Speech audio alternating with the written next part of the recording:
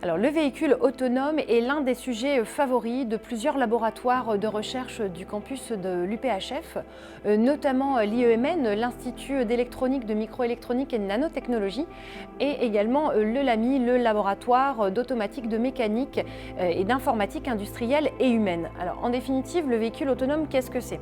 Je pense qu'on a tous une notion de ce que peut être le véhicule autonome, puisque peut-être que beaucoup d'entre nous avons déjà un régulateur de vitesse, un limiteur de vitesse et pourquoi pas un parc assist pour se garer sur nos voitures. Mais en fait, ça va beaucoup plus loin. On a différents niveaux d'autonomie pour arriver en fait jusqu'à ce 6e niveau d'autonomie où on parle de 100% autonome, c'est-à-dire que même la notion de conducteur est remise un petit peu en question, puisque le véhicule va pouvoir gérer tout seul son environnement et réagir lui-même aux différentes situations.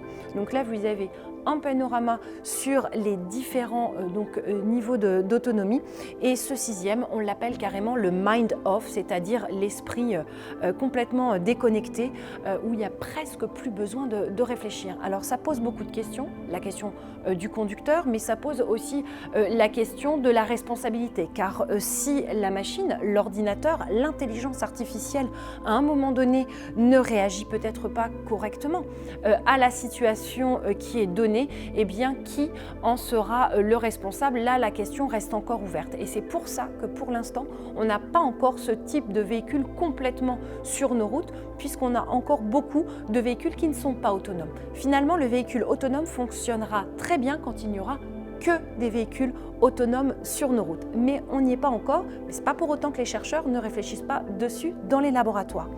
Alors, avec cette nouvelle vue, on a notamment les différents éléments qui permettent cette autonomie du véhicule.